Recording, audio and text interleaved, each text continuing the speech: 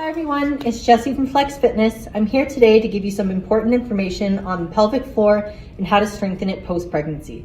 So whether or not you've had a C-section or a natural birth, the pelvic floor is something that gets weakened dramatically throughout your pregnancy and postpartum especially. All of the muscles get stretched out down there and loosened, and it's just really important to strengthen that before continuing in any exercise program. So something that's very common that a lot of women get is diastasis recti. So what that is the splitting of the abdominal wall. Because when you're pregnant, of course, the abdominals will stretch out and then sometimes they will open. So you can prevent diastasis recti by doing pelvic floor strengthening exercises throughout your pregnancy. But if it is something that you developed, doing post-pregnancy rehabilitation exercises for your pelvic floor is going to be so much more important, because if you do any sort of exercise without engaging your pelvic floor properly, you will make the diastasis recti worse. It will take longer to recover, and it will make it very, very, very difficult to do any exercise properly, and you'll just cause more damage. So what I'm going to do today is I'm going to show you a few exercises that I really love to do with all of my postpartum and pregnant clients, and exercises that I've adapted myself and found that they've worked very well for me. I'm about 9 months postpartum right now, and I can safely say I've fully recovered. I did get a little bit of diastasis recti myself, but some things you just can't avoid, unfortunately. So I've managed to recover from that with a couple of these exercises I'm going to show you. Also in my Baby and Me class that I'm now offering, I will go over these exercises and many more in a lot more detail, but I'm going to give you my 2 favorites that I like to do. So I'm going to start with diaphragm breathing. So a lot of people call this belly breathing. I'm just going to get on my hands and knees and show you quickly.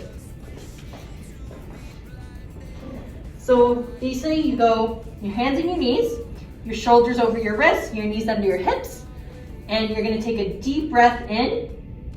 And when you take that breath in, your belly is actually going to expand. So you're kind of making an umbrella with your rib cage as you do this. And then the exhale, you're gonna pull the belly up into the rib cage. So you'll feel kind of like a tuck through your lower abs, curling up into your spine. So you wanna hold that, squeeze, and then inhale again, and then again, the belly will draw towards the ground. You'll feel that expansion in your rib cage. And then we're just gonna repeat that exercise for 10 to 15 reps.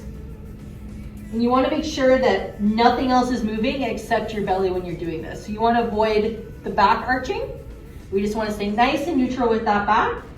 Inhale, belly draw towards the ground. Exhale, belly into the rib cage and the spine.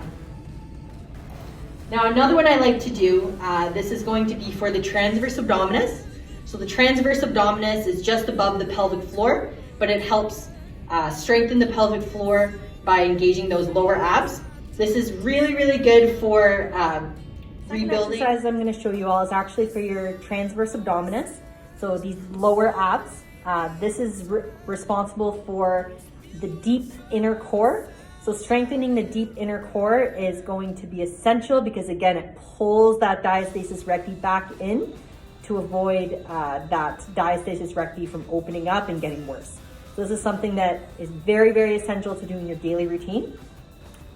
So I'm gonna lay on my back, have your knees over the hips at 90 degrees, hands flat on the ground, or if you prefer, you can put your hands on your hips, so you can actually feel the tightening of the core. So you want to draw your belly button into the mat, and then while keeping 90 degrees, you're going to slowly lower, tapping your toe to the ground, but not putting any weight down, just a tap, pulling it back in to 90 degrees over the hips, and then you're going to alternate into the second leg. So you're going to repeat about 10 each side, making sure that when that leg comes down, you're not letting that lower back arch. You're keeping a nice neutral back and pulling your belly button into the ground. I hope I was able to give you guys a little bit of insight on the importance of pelvic floor and diastasis recti and how you can prevent this moving forward and get stronger. It is great talking with you guys. I hope you all have a lovely day and have fun with your moms or have fun with your babies. And I look forward to seeing you all in my Baby and Me class. Thanks. Bye, guys.